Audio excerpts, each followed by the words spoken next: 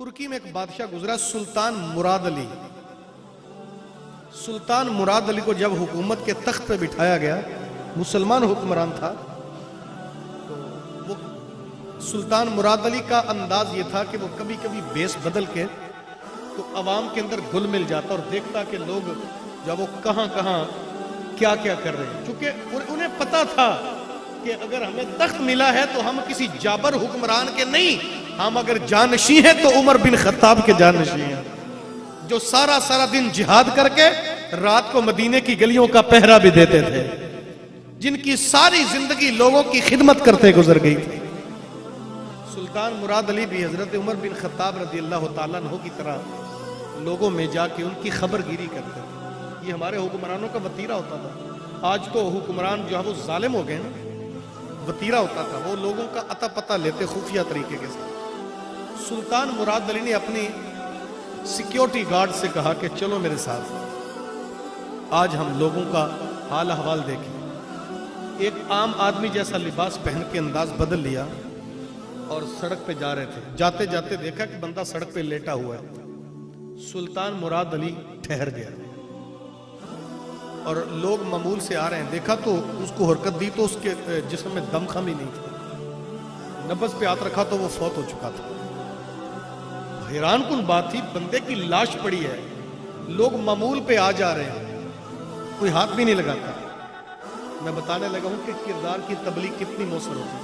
हमने अपने बड़ों से सुना ना कि नेकी कर,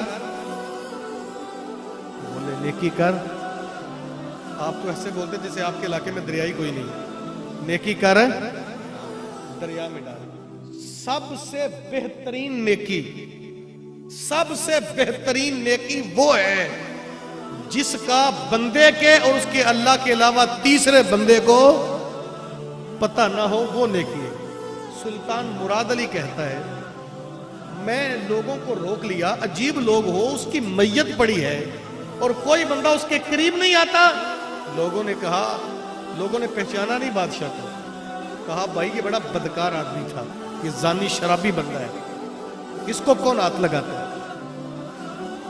मुराद अली कहने लगा, भाई कुछ भी है, मेरे हुजूर का उम्मती तो है ना, इसे उठा, इसके घर तो पहुंचाओ।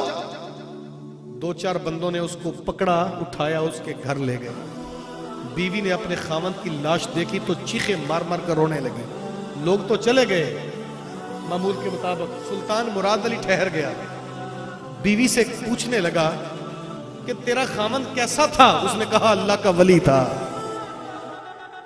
वो हैरान हो गया, लोग इसे शराबी जानी कहते थे और जो घर वाली बीवी है वो कहती है अल्लाह का वली था और मेरी जिंदगी उजड़ गई। सुल्तान मुराद अली ने कहा, सारा जमाना तो कहता था कि ये बदकार है, शराबी है, जानी है, तू कहती है अल्लाह का वली है। वो कहने लगी, भाई लोग भी सच कहते थे और मैं भी सच ही कहती।